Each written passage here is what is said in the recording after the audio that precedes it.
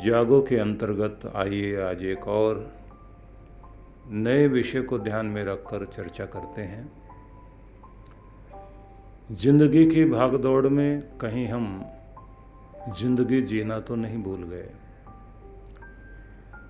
आज की इस दुनिया में जो बहुत ज़्यादा दौड़ भाग की दुनिया है और जहाँ कलाकार प्रतिस्पर्धा रात दिन दिखाई देती है, प्रत्येक व्यक्ति भविष्य को ध्यान में रखकर कि आने वाले समय में मैं अपने जीवन को सुखी बना लूँगा, आनंदित हो जाऊँगा, सुख सुकून से जीऊँगा, शांति से रहूँगा, आराम के दिन होंगे। बहुत सारी कल्पनाएं करते हुए हम भविष्य को ध्यान में रखकर दौड़ भाग करते रहते हैं और कभी भी एकांत में बैठकर अपने से ये प्रश्न नहीं कर पाते कि हमें किस तरह जीना है, खुद के लिए हमने अभी तक क्या किया। यह अपने आप में एक प्रश्न है। मैंने स्वयं के लिए, केवल मात्र अपने लिए अभी तक क्या किया। क्योंकि आप अकेले दुनिया में आए हैं और जाएंगे भी अकेले।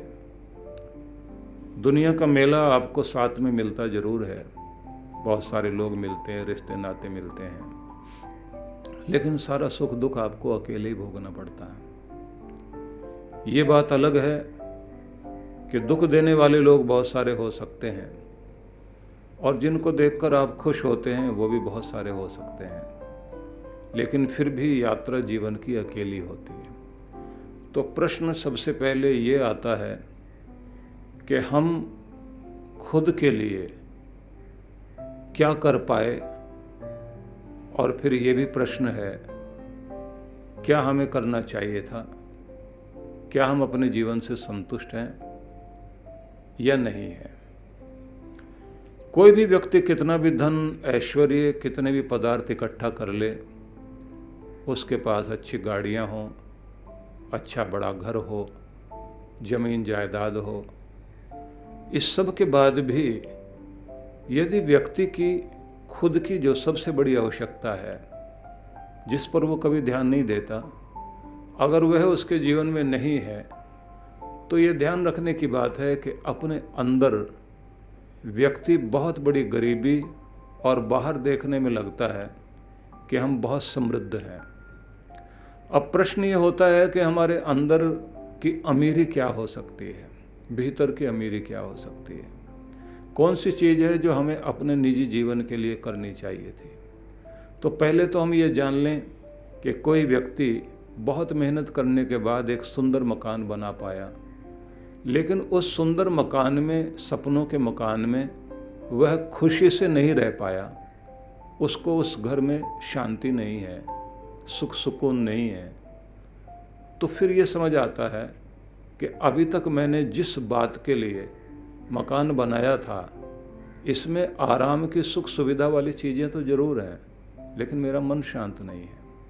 किसी पद पर पहुंचकर, किसी प्रतिष्ठा को पाने के बाद भी आदमी के भीतर की बेचैनी नहीं जाए, अंदर की संतुष्टि नहीं आए, स्वयं में प्रेम न हो, व्यक्ति के चेहरे पर मुस्कुराहट न हो, अंदर उसके तृप्ति न हो, संतुष्टि न हो, तो समझ में ये आता है कि इन चीज़ों को इसलिए हमने इकट्ठा किया था कि हम भीतर से खुश रह सकें, संतुष्ट रह सकें, शांत रह सकें, प्रसन्न रह सकें, जीवन में शांति हो सके, तो वो तो मिला ही नहीं।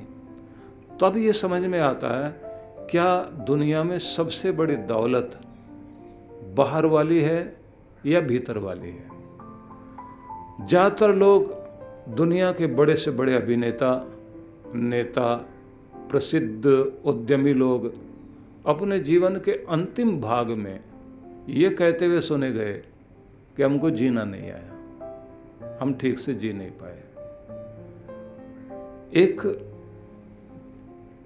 ऐसा व्यक्ति जिसे हम अमेरिका का बहुत बड़ा धनपति व्यक्ति मानते हैं, एंड्रयू कार्नेगी, उसके सेक्रेटरी ने निजी वार्ता में एक बार जब एंड्रयू कार्नेगी ने ये पूछा, क्या आप एंड्रयू कार्नेगी बनना चाहोगे? क्योंकि आप मेरे पास रहते हो और मेरे इतने मान प्रतिष्ठा और धन वैभव को देखते हैं, तो क्या तुम भी ये बनना चाहोगे? सेक्रेटरी ने ये जवाब दिया कि नहीं सर, मैं आप जैसा नहीं बनना चाहता। पूछा कारण क्यों? बोले सबसे पहले ऑफिस में अपने आप ही आते हैं, उसके बाद आपके सफाई करने वाले लोग आएंगे, उसके बाद आपके क्लर्क लोग आएंगे, फिर दूसरे लोग आएंगे और सबसे पहले फिर इसी तरह वो लोग चले जाते हैं। आप सबसे बाद में जाते हैं। आप जब अपने घर पहुंच जाते हैं तब भी आपको अपने बिजनेस की चिंता। आप एक दबाव में, तनाव में आप अपनी ज़िंदगी जीना तो भूल गए। मैं अपनी ज़िंदगी जीना नहीं भूलना चाहता। मैं ये ढेर इकट्ठा करके धन के अगर अपनी ज़िंदगी में खुशी ना पा सकूं, संतुष्टि ना पा सकूं, तो ज़िंदगी जीने का लाभ क्या हुआ? और उसी व्यक्ति के संबंध में चर्चा करते हुए बताना चाहता हूं कि उसका एक दोस्त था, गार्डनर नाम था उसका। उसने एक दिन उससे ये कहा कि मैं चाहता हूं कि आप मेरे लिए, मेरे खुद के लिए आज 4 घंटे आप मुझे दे दें। एंड्रयू कार्नेगी ने कहा कि क्या तुम्हें पता है कि मेरे 1 घंटे की कीमत क्या होती है? तो उसने कहा कोई भी होती हो, दोस्त के लिए आप दे सकते हो। और आज आप अपने सेक्रेटरी और अपने सारे लोग, अपने बॉडीगार्ड, अपने और सहयोगी लोग साथ लेकर नहीं चलोगे, केवल हम दोनों होंगे। और वो उसे लेकर के एक समुद्र के किनारे गया और समुद्र किनारे ले जाकर उसने गाड़ियां खड़ी कर दी और उसके बाद उससे कहा कि अब आप अपनी पैंट को थोड़ा ऊपर चढ़ाइए और अपने गले के भी बटन को थोड़ा सा खोल लीजिए और आओ हम समुद्र की इस गीली रेत के साथ नंगे पांव चलें। उसने कहा कि ये क्या मजाक है? एंड्रयू कार्नेगी बोले बस यही मजाक आज दिन भर चलेगी, क्योंकि हम खुद के लिए जीना भूल गए हैं। और उसके बाद वो दोनों जैसे उस गीली रेत पर चलने लगे, उसके बाद बोले दोस्त कोई बचपन का गाना या कोई पसंद का कोई तुम्हारा गाना, कविता कुछ याद हो, उसको गुनगुनाओ। गुनगुनाने लगे। उसके बाद दोनों एक दूसरे के कंधे पर हाथ रखकर चलने लगे, जैसे युवा लोग चलते हैं या जैसे बच्चे करते हैं। और फिर मजाक की बातें होनी शुरू हुई और फिर दोनों बहुत ज़ोर से हंसे, फिर थोड़ा दौड़ने लगे, फिर एक पत्थर पर बैठ गए जहां उन्होंने पानी में पांव लटकाकर बैठे। उनको बहुत हंसी भी आई, बहुत मुस्कराए, लंबे गहरे सांस लिए और उन्होंने कहा कुछ भी हो लेकिन आज मज़ा बहुत आया। और उसके बाद उनको भूख भी बहुत अच्छी लगी। जो भोजन अपना लेकर आए थे, पेड़ों के नीचे बैठकर वहीं खाया और अपना पानी पीने के बाद सुख सुकून से जब बैठे, तब गार्डनर से एंड्रयू कार्नेगी कहता, मित्र एक बात बताऊं, जो मेरा इतना सारा वैभव, मेरा धन मुझे नहीं दे पाया, तुम्हारे ये 4 घंटे जो तुमने मेरे से मांगे थे, तुमने अपने लिए नहीं मांगे, ये मुझे आपने ज़िंदगी दी है। अब सोचिए कि हम बहुत सारे पैसे लेकर के भी वो ज़िंदगी नहीं जी पाते। ठीक है, जीवन के लिए पैसा भी चाहिए, जीवन के लिए आपको मकान भी चाहिएगा, आपको बाहरी साधन भी चाहिएंगे, इसकी सबकी आवश्यकता है। लेकिन आपको एक बात याद रखनी पड़ेगी, आपकी सबसे बड़ी दौलत सबसे पहले आपकी सेहत है, क्योंकि यही वो शरीर है जिसमें आप जीवन भर रहेंगे और इसकी देखभाल और इसका ध्यान रखना सबसे पहला कर्तव्य है। इसके बाद में हंसता मुस्कुराता हुआ चेहरा हमारा होना चाहिए। एक स्वस्थ शरीर, उसमें आपका मुस्कुराता हुआ चेहरा, और फिर इंसानों की तरह बोलते हुए आपकी वाणी। कोई पंछी बोलता है, उसकी एक स्वाभाविक वाणी होती है। दुख में कभी कभी वो चिल्लाता है तो एक अलग आवाज़ हो जाती है, जब वो पीड़ा में होता है, डर में होता है। अन्यथा वो एक अपनी, जो प्रकृति ने उसको आवाज़ दी है, उसमें बोल रहा होता है। कोयल बोले, चिड़िया बोले, पंछी बोले, इनकी आवाज़ें हमको अच्छी लगती हैं। मैं ये कहना चाहता हूँ, इंसान होकर हम इंसानों जैसी बोली नहीं बोलते, हमारी आवाज़ में कड़वाहट होती है। हम इंसान होने के बाद भी जानवरों की तरह, खूंखार जानवरों की तरह गुस्सा करते हुए, गुर्राते हुए नजर आते हैं। शायद हम जिंदगी जीना भूल गए हैं। मेरा निवेदन यही है कि हम भविष्य में जीवन आनंद से बिताएंगे, ऐसा सोचकर बस ये मेरे काम हो जाएं, फिर देखना मैं कितना आनंदित होकर ज़िंदगी जीऊँगा। ये हमारे मन में हमेशा होता है। और कमाल ये है कि ज़िंदगी आगे भविष्य में जीने के लिए सोचते हुए, ज़िंदगी जीने को कल पर टालते हुए हमें बरसों बीत जाते हैं, लेकिन वो कल कभी नहीं आ पाता। वो फुर्सत के क्षण जब आप अपने लिए अपना जीवन जी सकें।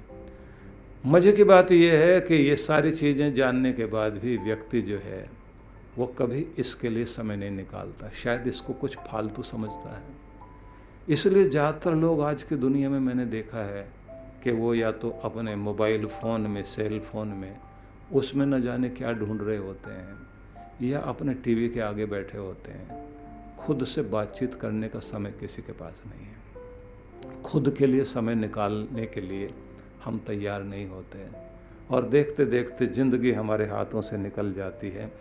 और ये बात ध्यान रख लीजिए कि अगर आज आप नहीं खुश हैं तो कल भी खुश नहीं होगे। उपनिषदों में एक शब्द कहा गया है, आनंदात खलु ईमानी भूतानि जायन्ते।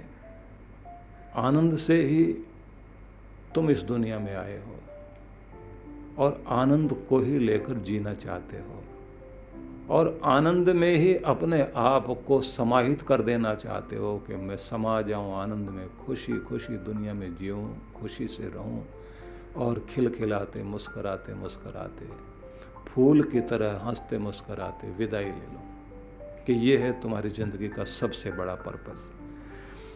दलाई लामा ने अपने एक चिंतन में कहा था, राइट टू हैप्पीनेस। ये एक शीर्षक देकर के उन्होंने कहा था कि खुश रहना आपका एक अधिकार है, और जब ये आपका खुश रहने का अधिकार है तो इस बात को भी ध्यान रख लीजिए कि पूरा वेस्टर्न जगत इसको एक पर्पज मानता है और इसको खोजने की कोशिश कर रहा है कि खुश रहना हमारा अधिकार है। तो हम खुश रहें तो कैसे? तो उन्होंने एक बड़ी महत्वपूर्ण बात कही कि तुम्हारी खुशी को नष्ट करने वाली चीज़ें क्या हैं, पहले वो पहचान लो और उन्हें कम करना शुरू कर दो, और फिर ये पहचान लो कि तुम्हें खुशी देने वाली चीज़ें कौन सी हो सकती हैं। तो जो खुशी देने वाली चीज़ें हैं उनको बढ़ाइए और उनको बचाइए, और जो आपको परेशान करने वाली, पीड़ा बढ़ाने वाली, दुख देने वाली चीज़ें उन्हें घटाना, हटाना शुरू कर दीजिए, और फिर जो बच जाएगा वो केवल खुशी बच जाएगी। इसलिए ये बात ध्यान रख लीजिए कि ज़िंदगी की दौड़ में कहीं आप ज़िंदगी जीना तो नहीं भूल गए, और अगर भूल गए हैं तो अपने लिए समय निकालना शुरू कर दीजिए। कल से नहीं, आज से, और आज से नहीं, अभी से ये तैयारी करनी होगी। आप सबके लिए मेरी बहुत सारी मंगल कामनाएं।